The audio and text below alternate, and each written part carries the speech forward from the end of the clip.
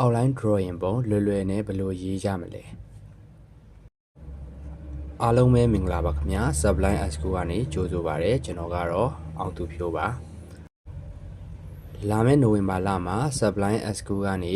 outline drawing ဘယ်လိုရေးရမလဲဆိုတာနဲ့ပတ်သက်ပြီးတော့ beginner ရဲ့အတွက်ရှင်းလင်းပြောပြပေးသွားမှာဖြစ်ပါတယ်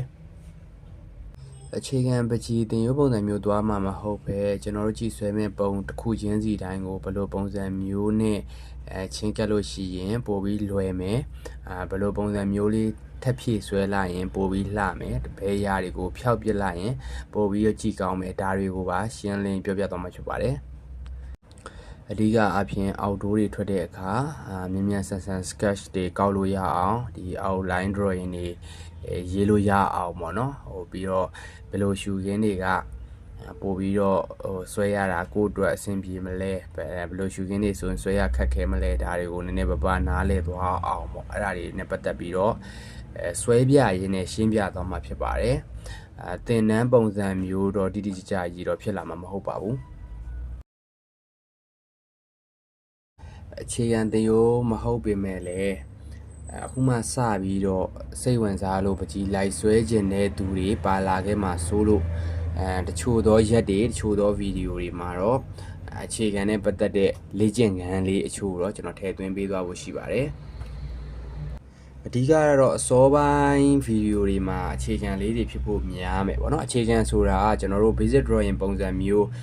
line တွေကိုအများကြီးလေ့ကျင့်နေတာဒီ shape တွေဒီ shape construction တွေပေါ့နော်အဲ့ဒါတွေကိုအများကြီးလေ့ကျင့်နေတာမျိုးတော့မဟုတ်ပါဘူးအဲ့တော့အဓိကအားဖြင့်ဒီတဘာဝထဲမှာရှိနေတဲ့ shape တွေကိုမြင်တတ်အောင်အဲ့ shape တွေနဲ့ composition ချနေရာချပြီးတော့ပေါ့နော်ဒီပုံတွေကိုလွယ်လွယ်ကူကူမြင်မြင်ဆန်ဆန်ဆွဲတတ်အောင်ပြီးတော့ shape တစ်ခုချင်းစီမှာဘယ်လို line မျိုးစားလေးတွေကိုထည့်ပြီးဆွဲလို့ရှိရင်လှလှပပဖြစ်မလဲပေါ့နော်အဲ့ဒါနဲ့ပတ်သက်ပြီး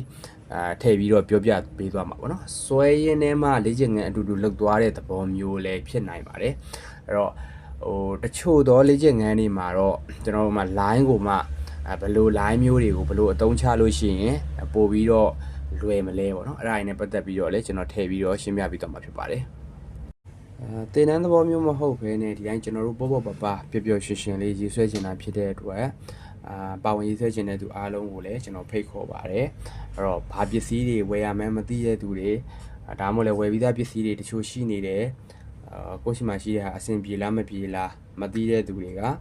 အချိန်မီကျွန်တော်မေးနိုင်ပါတယ်အဲ့တော့ကျွန်တော်လည်းပြန်ပြီးတော့တက်နိုင်သလောက်တော့ပြန်ဖြေပေးပါမယ်အားလုံးကိုကျေးဇူးတင်ပါတယ်ကျွန်တော်တို့နောက်ထပ်ဗီဒီယို